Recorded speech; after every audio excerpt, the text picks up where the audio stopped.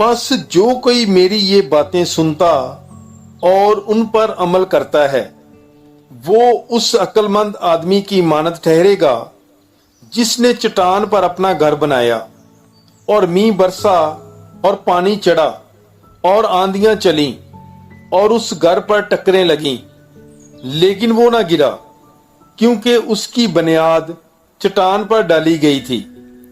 और जो कोई मेरी ये बातें सुनता है और उन पर अमल नहीं करता वो उस बेवकूफ आदमी की मानद ठहरेगा जिसने अपना घर रेत पर बनाया और मींह बरसा और पानी चढ़ा और आंधियां चलीं और उस घर को सदमा पहुंचाया और वो गिर गया और बिल्कुल बर्बाद हो गया।